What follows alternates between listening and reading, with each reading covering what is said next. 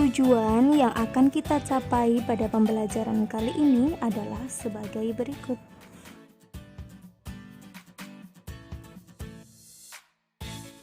Assalamualaikum warahmatullahi wabarakatuh.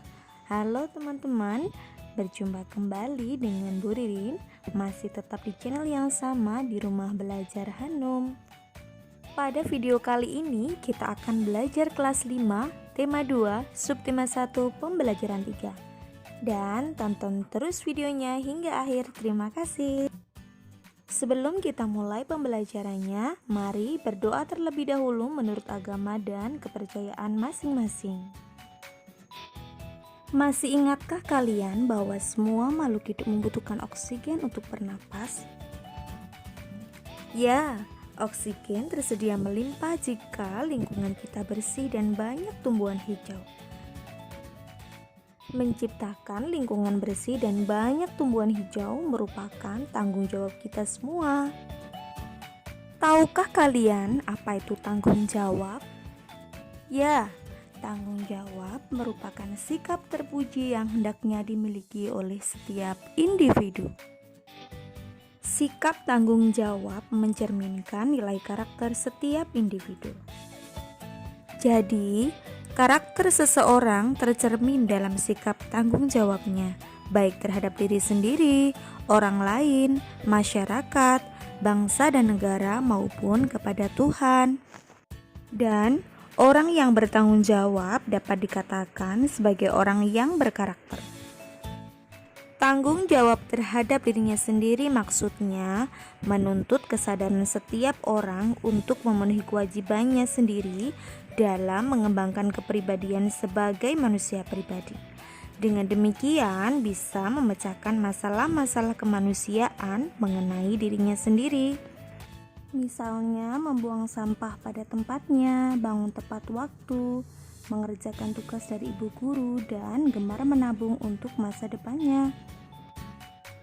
Yang kedua adalah keluarga. Tanggung jawab terhadap keluarga menjadi tanggung jawab seluruh anggota keluarga, baik ayah, ibu, maupun anak. Dalam sebuah keluarga, tanggung jawab anggota keluarga menyangkut upaya menjaga nama baik keluarga, meningkatkan kesejahteraan keluarga, dan juga menjaga keselamatan.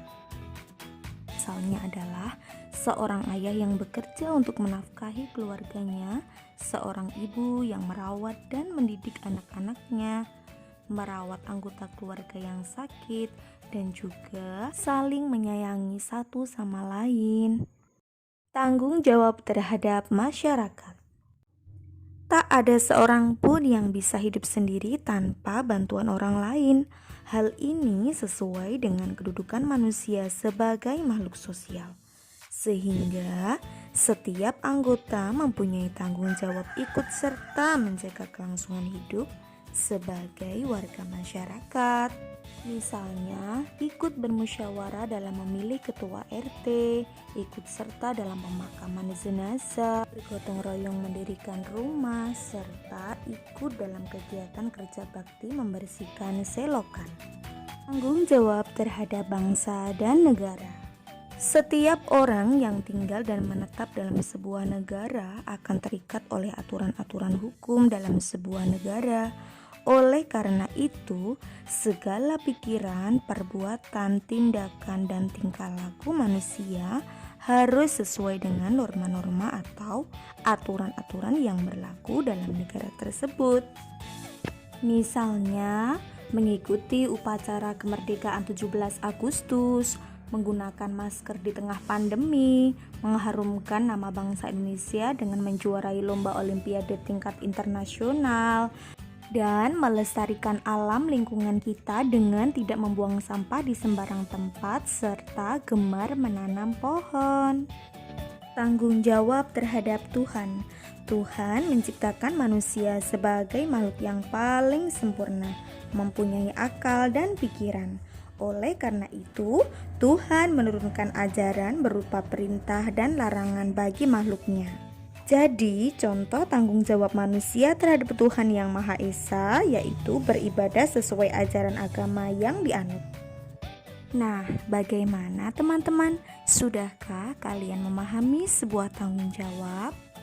Jika semua orang memahami dan mengaplikasikan tanggung jawab ini dalam keseharian, tentu hidup akan menjadi lebih indah. Untuk menggali informasinya, teman-teman bisa mengamati sebuah tanggung jawab di lingkungan masyarakat yang ada di sekitar kalian. Ayo membaca. Hari menanam pohon. Indonesia dikatakan sebagai paru-paru dunia. Sebutan itu disematkan karena di Indonesia terdapat hutan yang sangat luas. Daun-daun di hutan mengeluarkan oksigen berlimpah. Oksigen merupakan unsur penting bagi kehidupan.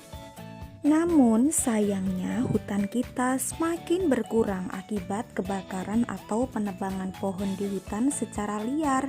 Oleh karena itu, pemerintah bersama rakyat berusaha mengurangi kerusakan hutan. Salah satu upaya yang dilakukan yaitu menanam kembali pohon di lingkungan.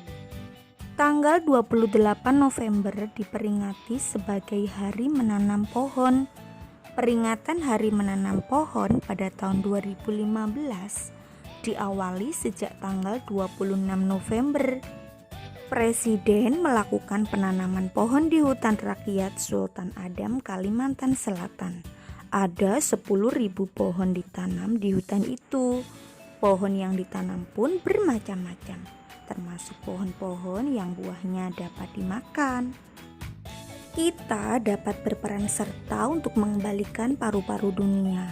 Menanam pohon tidak hanya dapat dilakukan di hutan, kita dapat menanam pohon di lingkungan sekitar kita.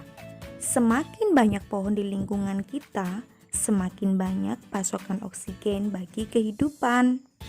Teman-teman, setelah kita membaca bacaan Hari Menanam Pohon tersebut, kita akan tahu bahwa semakin banyak pohon di hutan akan semakin banyak pula manfaat yang akan kita dapatkan. Salah satunya dalam sistem perekonomian. Batang kayu misalnya, banyak pengrajin memanfaatkannya menjadi barang-barang berguna dan harga jual yang tinggi, seperti vas bunga, hiasan dinding, patung, peralatan dapur, souvenir lucu, dan masih banyak lagi yang lainnya. Kegiatan ekonomi tersebut bisa kita tiru dalam kehidupan kita untuk memanfaatkan sumber daya alam yang ada dengan sebaik-baiknya.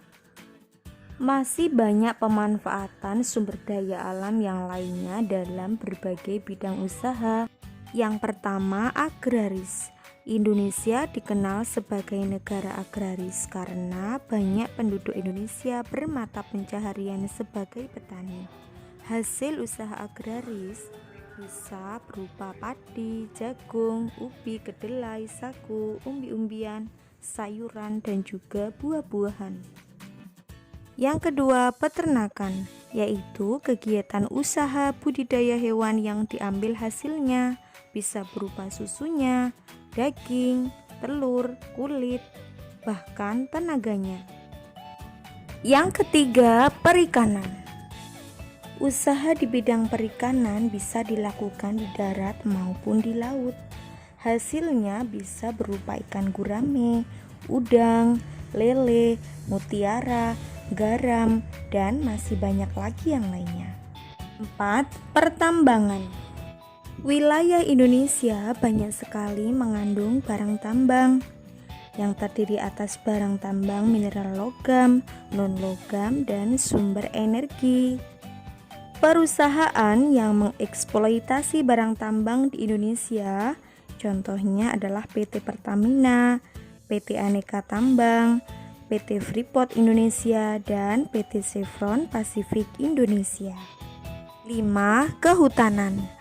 Hasil hutan antara lain kayu jati, meranti, ulin, damar, rotan, dan masih banyak lagi yang lainnya.